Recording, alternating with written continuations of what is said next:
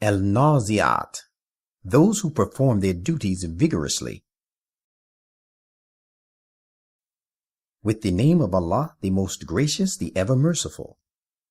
I call to witness those groups of beings who perform their duties towards their Lord and people and themselves with intense zeal and to the best of their capacity, and those who exert themselves vigorously, and those who steer their course swiftly and skillfully. Then those who, going foremost, greatly excel all others and attain the topmost positions. Then those who administer the affairs in an excellent manner shall reap the fruit of their striving. It shall be on the day when the quaking earth shall quake. Quakes after quakes shall follow this. On that day, many hearts will be trembling with fear. Their eyes will be downcast in disgrace.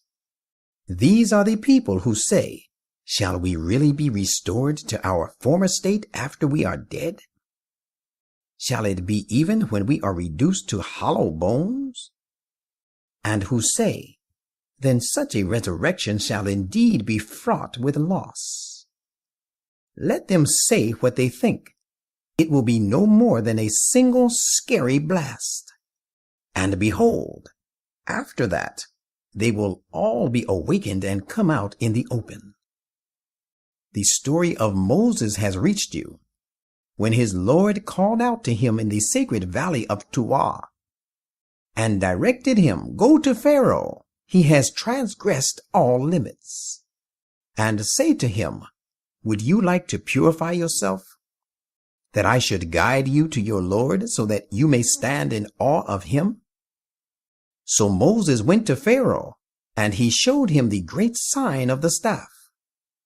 But he belied Moses and disobeyed. Then he turned back, striving and devising schemes against him. And he gathered his people and proclaimed, saying, "I, Pharaoh, am your supreme Lord." So Allah seized him for the punishment of both the next and the present life. Indeed, there is a lesson in this event for him who stands in awe of his Lord. O people, are you harder to be created again, or the heaven? He, the Almighty Lord, has made it. He has raised the height thereof, and has made it flawlessly perfect and well balanced. And he gave darkness to its night, and brought forth the morn thereof. And along with it he hurled the earth away from a bigger mass, and spread it forth. He produced from it its water and pasture. He set the mountains firmly. He has done all this to serve as a goodly provision for you and your cattle. Behold, when that great calamity comes to pass, on that day every person will call to mind all that he strove for. And hell shall be brought in view of him who sees.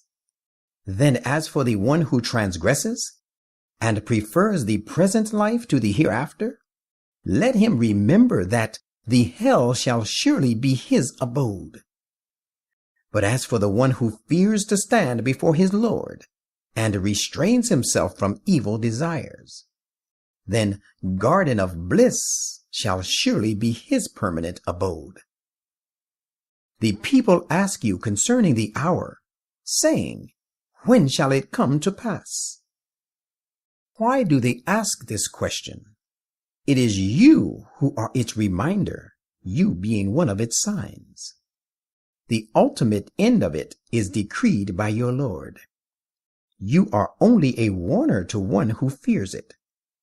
The day they witness it, the hour, they will feel as if they had stayed in the world and the grave for an afternoon or a short forenoon thereof.